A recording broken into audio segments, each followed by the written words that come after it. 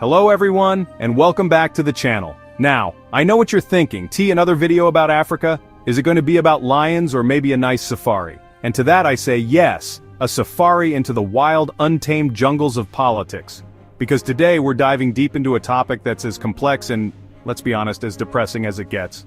Today we're counting down the top 10 corrupt politicians in Africa. And look, I get it.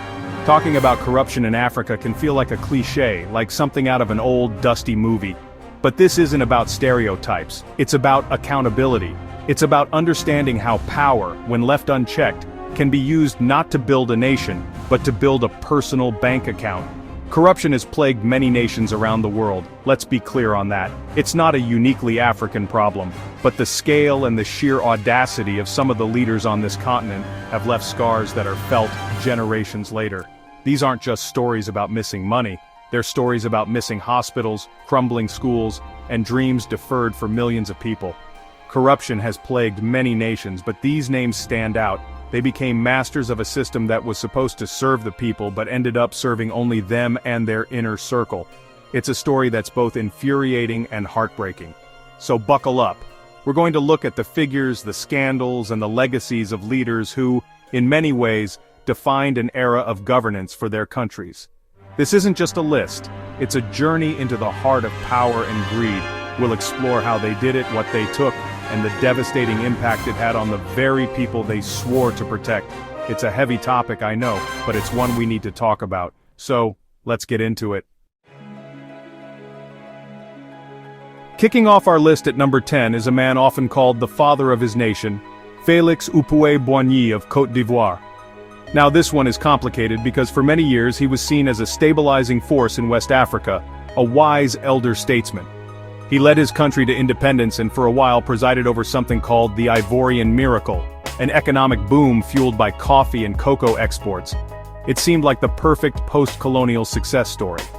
Everyone was looking at Côte d'Ivoire thinking, see, it can be done. But while the country was booming, so was Houphouët-Boigny's personal fortune. He famously said, "The rich don't steal, they just help themselves." Which I have to say is one of the most creative ways to describe looting the treasury I've ever heard. It's like saying, I didn't rob the bank, I just made a very aggressive, unauthorized withdrawal to help myself to a better life. He blurred the lines between his personal wealth and the state's coffers so effectively that they basically became one and the same. It was less of a national budget and more of a personal allowance. He invested heavily, not just in businesses but in symbols of his own grandeur. The most famous example? He moved the nation's capital from Abidjan to his home village of Yamoussoukro. And what do you build in your new capital? Well, of course, you build the world's largest church, the Basilica of Our Lady of Peace, bigger even than St. Peter's in Rome. It cost an estimated $300 million, a staggering sum, which he claimed came from his personal fortune. But where did that fortune come from? That's the multi-billion-dollar question, isn't it? Critics and international observers point to the state-run cocoa and coffee marketing boards, which he controlled. A significant portion of the profits, which should have gone back into the nation's development, was allegedly siphoned off. This created a system where the country's main economic engine was directly fueling his personal and political projects. It's a classic kleptocratic model just dressed up in the robes of a respected elder statesman. You have to admire the style even as you condemn the substance. So while he maintained an image of a benevolent patriarch, beneath the surface was a system that concentrated immense wealth in his hands. His rule left a complex legacy, one of initial prosperity and stability, but also one of incredible personal enrichment at the state's expense. It set a precedent that a leader's personal wealth and the nation's wealth were intertwined, a legacy that would have long-lasting consequences for Côte d'Ivoire long after he was gone. Coming in at number 9 is a man who has perfected the art of staying in power. I'm talking about Paul Biya of Cameroon, one of the longest-serving presidents in the world. He's been in charge since 1982.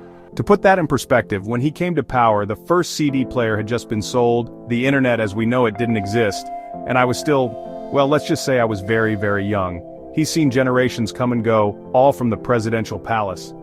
Biya's leadership style is fascinating. He's often called the Sphinx because he's so enigmatic and rarely seen in public. For years, he was known for spending extended periods of time outside of Cameroon, particularly at the Intercontinental Hotel in Geneva, Switzerland. We're not talking about a weekend getaway, we're talking months at a time, running the country from a luxury hotel suite. Imagine being the president of a country, and your main job perk is the Swiss room service. It's the ultimate work-from-home gig. But while the president was enjoying the fresh mountain air in Europe, back home, allegations of corruption were running rampant. Transparency International consistently ranks Cameroon as one of the most corrupt countries in the world. The corruption is said to be systemic, deeply embedded in every level of government. It's a system where public funds meant for roads, hospitals, and schools allegedly disappear into a black hole of patronage and personal enrichment for the ruling elite. The country is rich in oil, timber, and other natural resources, but that wealth has not translated into prosperity for the average Cameroonian. Instead, stories abound of ghost projects, public works that are funded but never completed. Billions of dollars from oil revenues have reportedly been mismanaged or have vanished entirely. The ruling elite, meanwhile, live lives of incredible luxury, a stark contrast to the poverty experienced by much of the population. It's a tale as old as time. The resources belong to the land, but the profits belong to the landlords. Paul Biya's long tenure has been marked by this persistent cloud of corruption. While he himself might not be signing the checks that drain the treasury, critics argue he has created and presided over a system that allows and even encourages it.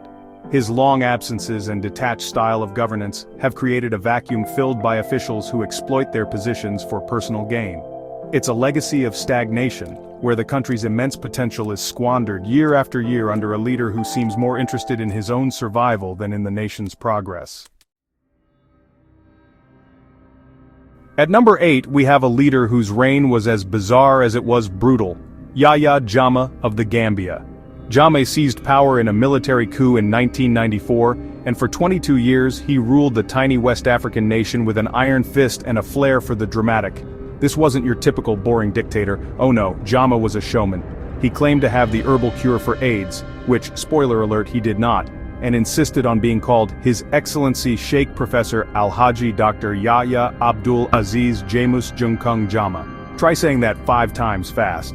But behind the eccentric titles and the wild claims was a systematic and relentless looting of the state. After he was finally forced out of power in 2017, investigators began to peel back the layers of his financial empire, and what they found was staggering. They uncovered a network of secret bank accounts in state-owned enterprises that he used like his personal piggy bank. It was estimated that he stole at least, and this is a conservative estimate, $360 million. For a country as small and as poor as the Gambia, that is a catastrophic amount of money. He had a taste for the finer things in life. While many Gambians struggled to make ends meet, Jammeh was busy acquiring a fleet of luxury cars, including Rolls-Royces and Bentleys, and a private jet. He bought mansions in the United States, Morocco, and other countries. He had a private zoo on his estate. This wasn't just corruption, it was a lifestyle. He treated the Gambia not as a country to be governed, but as his own personal fiefdom, a source of unlimited cash to fund his whims and his lavish tastes. The mechanism was simple but effective.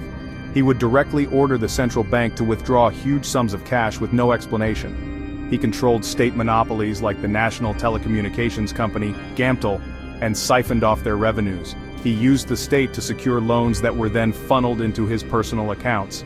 It was a brazen, top-down operation. There was no subtlety here. It was like watching someone walk into a grocery store, empty the cash register, and walk out, all while the security guard just nods and holds the door open.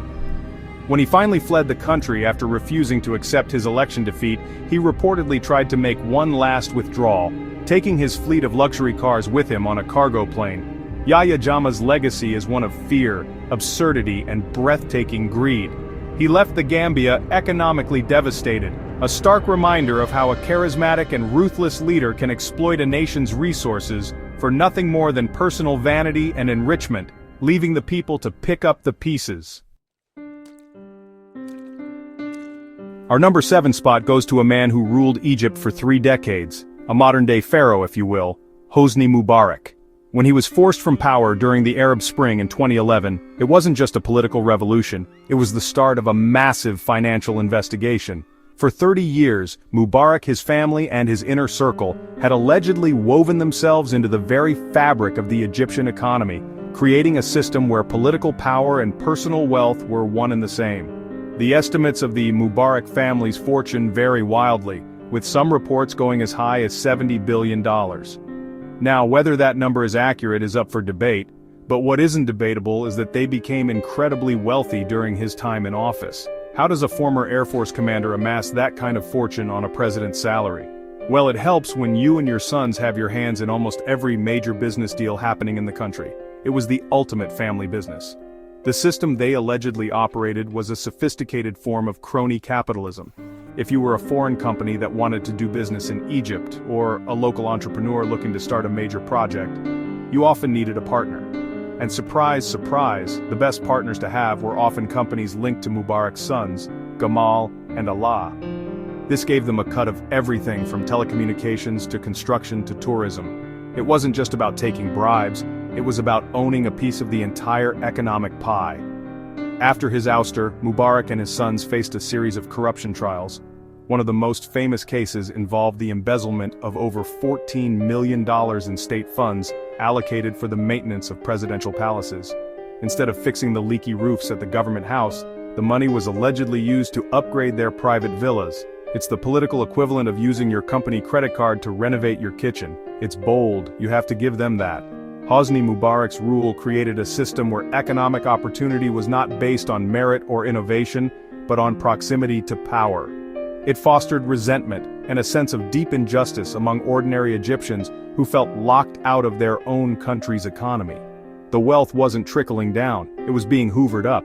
His downfall was a powerful message that even the most entrenched rulers can be held accountable, and it exposed a deep-seated corruption that had defined Egypt for a generation.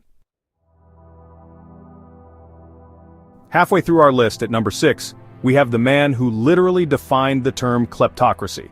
I'm talking about Mobutu Sese Seko, the longtime ruler of Zaire, now the Democratic Republic of Congo. Mobutu was in a league of his own. He didn't just engage in corruption, he turned it into an art form, a philosophy of government. He ruled for 32 years, and in that time he treated one of Africa's largest and most resource-rich nations as his personal piggy bank. His full name was Mobutu Sese Seko Kuku Mbendu wa Zabenga, which translates to the all-powerful warrior who, because of his endurance and inflexible will to win, will go from conquest to conquest, leaving fire in his wake. He wasn't subtle, was he? And that fire in his wake could easily describe the state of the country's finances. It is estimated that he looted anywhere from $5 billion to $15 billion from his country. At one point, his personal wealth was rumored to be equivalent to the nation's entire foreign debt. He didn't just steal from the state, he was the state's biggest expense. How did he do it? Simple. He controlled everything. Zaire was, and the DRC is, fantastically wealthy in natural resources. Diamonds, cobalt, copper, gold. Mobutu nationalized these industries and then proceeded to divert the profits directly into his own accounts. He would charter a Concorde jet for shopping trips to Paris. He built a lavish palace in the jungle, his Versailles in the jungle, complete with an airstrip long enough to land that Concorde. He owned villas in Switzerland, palaces in Belgium, and estates all over the world. This wasn't just greed, it was a strategy. He used the state's wealth to maintain power, paying off military generals, political allies, and anyone who could pose a threat. It was a system of patronage funded by the systematic theft of the nation's resources.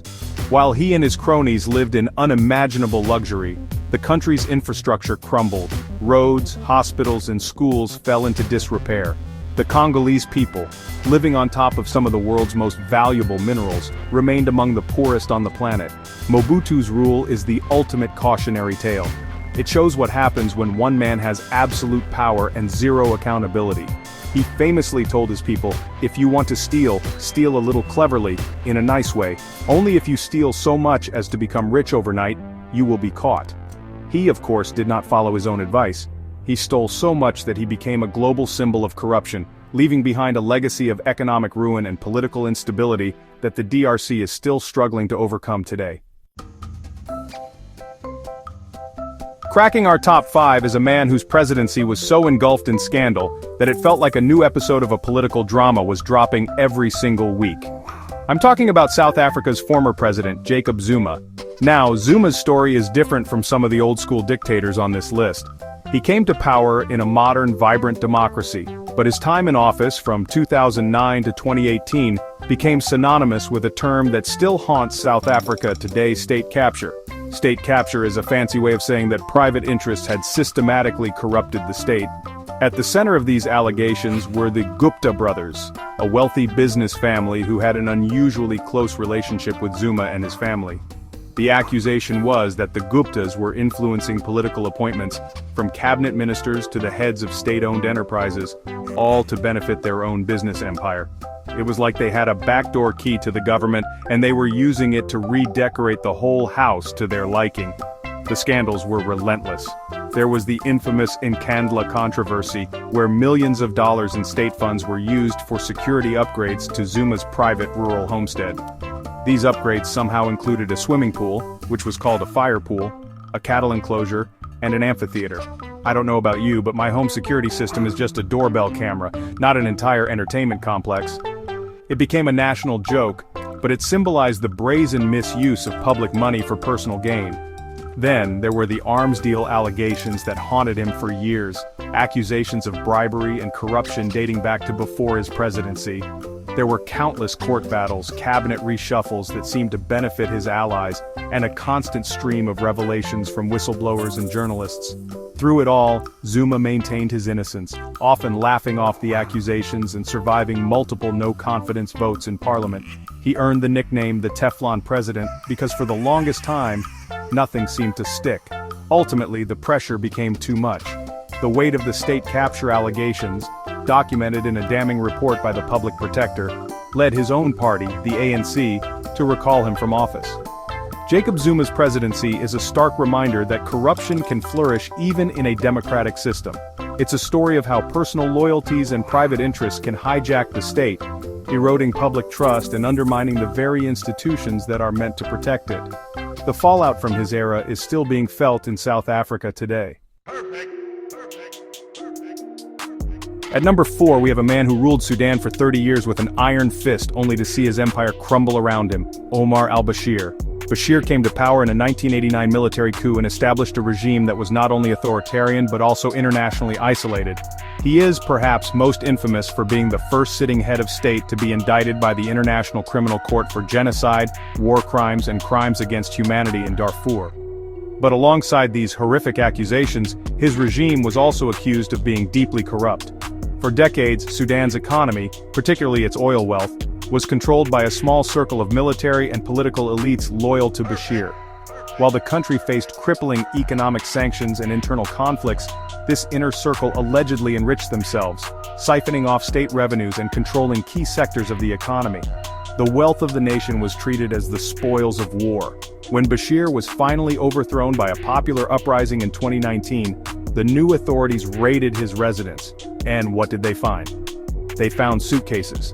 Lots and lots of suitcases stuffed with cash.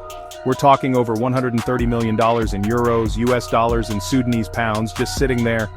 It was like a scene out of a movie. I mean, who keeps that much cash at home? It's not like you can just pop down to the store and buy groceries with a suitcase full of euros. This was the tip of a very large and very corrupt iceberg. The subsequent corruption trial was a spectacle. Bashir, sitting in a defendant's cage, admitted to receiving millions of dollars from foreign leaders, including from Saudi Arabia. He claimed the money wasn't for personal use but was treated as a private presidential slush fund to be doled out as patronage. But investigators alleged a much wider network of corruption, involving illicit financial flows, money laundering, and the systematic looting of state assets. Omar al-Bashir's legacy is one of brutal repression, international condemnation, and economic ruin driven by systemic corruption. He presided over a system that prioritized the enrichment of his loyalists over the well-being of the Sudanese people. The discovery of the cash in his home was a powerful, tangible symbol of the greed that had hollowed out the country for 3 decades, leaving it impoverished and deeply divided. Entering our top 3 is a leader whose family has turned an entire country into a personal business venture. I'm talking about Teodoro Obiang Nguema Mbasogo, the president of Equatorial Guinea. He's been in power since 1979, making him Africa's longest-serving ruler. He came to power by overthrowing his own uncle, who was also a brutal dictator. So, it's a family affair. And under his watch, the country discovered massive oil reserves in the 1990s. You would think this discovery would turn Equatorial Guinea into the Kuwait of Africa, a prosperous paradise. And for the Obiang family, it did, but for the vast majority of the population, not so much. Despite having one of the highest GDPs per capita on the continent, most Equatoguineans live in extreme poverty, with little access to clean water, healthcare, or education. So where did all the oil money go? Well, a significant portion of it seems to have gone into the pockets of the president and his family. The most notorious example of this is the president's son, Teodoro Obiang, who is also the country's vice president. His lifestyle is the stuff of legend. We're talking about a multi-million-dollar mansion in Malibu, a fleet of supercars including Bugattis and Ferraris, a private jet, and even Michael Jackson's famous crystal-encrusted glove. He was living the life of a hip-hop mogul, all allegedly funded by the state coffers of his impoverished country. It's so over the top it feels like satire. International investigations have exposed how this works. US and French authorities have seized assets from Teodoro, alleging they were bought with money laundered from corruption and embezzlement. The schemes are complex, involving shell companies and inflated government contracts awarded to businesses owned by the ruling family. Essentially, the state's oil revenue is treated like an ATM with a very high daily withdrawal limit, and the only ones with the PIN are the Obiangs. President Obiang has presided over this system for decades, creating one of the most extreme examples of a kleptocracy on the planet. The country is fantastically rich on paper, but that wealth is concentrated in the hands of a single family who use it to fund a life of unbelievable luxury while their people suffer. It is a story of incredible natural resources being turned into a curse, a story of a nation's potential being squandered for the sake of supercars and mansions. Our runner-up for the most corrupt politician is a figure who is both revered and reviled, a hero of liberation who became a symbol of tyranny, Robert Mugabe of Zimbabwe. His story is a tragedy in the classical sense. He was a key figure in the struggle against white minority rule. And when he came to power in 1980, he was hailed as a hero, a champion of the people, and a beacon of hope for a new, independent Africa. For the first decade or so, things went relatively well. He invested in education and healthcare, and Zimbabwe was seen as a post-colonial success story, the breadbasket of Africa. But as the years went on, his rule became increasingly authoritarian and corrupt. Power consolidated around him and his ZANU-PF party, and a system of patronage and cronyism began to take root. Those loyal to him were rewarded with positions, farms, and access to state resources. The turning point for many was the controversial land reform program in the early 2000s. While the goal of redistributing land from the white minority to the black majority was supported by many, the execution was chaotic and violent. Productive commercial farms were often seized and handed over to political cronies with no farming experience. This, combined with economic mismanagement, crippled the agricultural sector, shattered the economy, and led to hyperinflation so bad that the country had to print a $100 trillion bill, which was barely enough to buy a loaf of bread. While the country's economy was in freefall, Mugabe and his inner circle continued to live in luxury. His family, particularly his wife Grace Mugabe, became known for their lavish spending habits. She earned the nickname Gucci Grace for her extravagant shopping trips around the world. There were reports of them owning multiple farms, businesses, and properties, all while the average Zimbabwean was struggling to survive. The disconnect between the ruling elite and the people became a gaping chasm. Robert Mugabe's 37-year rule is a devastating story of how a liberator can become an oppressor. It's a story of how the ideals of a revolution can be corrupted by power, greed, and a refusal to let go. He inherited a jewel of a country and left behind an economic wasteland, a nation scarred by political violence and systemic corruption. His legacy is a painful reminder that the road to ruin is often paved with good intentions that have been twisted and perverted by the corrupting influence of absolute power. And here we are, at the #1 spot, the gold medal for corruption, the undisputed heavyweight champion of looting a national treasury. That title goes to General Sani Abacha, the military ruler of Nigeria from 1993 until his death in 1998. In just 5 years, this man orchestrated a theft so vast, so systematic, that countries around the world are still trying to track down and return the money more than 2 decades later. Abacha's method was brutally simple and shockingly effective. He wasn't interested in sophisticated schemes of shell companies or inflated contracts, although his regime did that too. His preferred method was, essentially, to walk into the Central Bank of Nigeria with a truck and take the money. I'm barely exaggerating. He would tell his national security advisor to write him a note saying the president needed cash for national security reasons. The note would go to the central bank, and pallets of cash, hundreds of millions of dollars at a time, would be withdrawn and delivered to Abacha's house. The sheer scale of the theft is mind-boggling. The Nigerian government and international agencies estimate that Abacha stole between $3 billion and $5 billion. Let me repeat that, in 5 years. During a time when Nigeria was experiencing a massive oil boom, that wealth was not used to build the country. It was being systematically drained and funneled into secret bank accounts in Switzerland, the UK, Luxembourg, and dozens of other countries. It was a heist on a national scale. This wasn't just corruption. It was the wholesale privatization of the state by one man and his family. The Abacha loot, as it's now known, became the stuff of legend. After his death, a global effort began to recover the stolen funds, and slowly, piece by piece, the money has been coming back. Hundreds of millions have been returned from Switzerland, the United States, and the island of Jersey. Each repatriation is a testament to the sheer size of the original theft. They are still finding it. Sani Abacha's rule is the benchmark against which other kleptocrats are measured. It was a period of brutal political repression combined with financial plundering on an industrial scale. He didn't just skim off the top, he took the whole pot. The damage to Nigeria's economy and its international reputation was immense.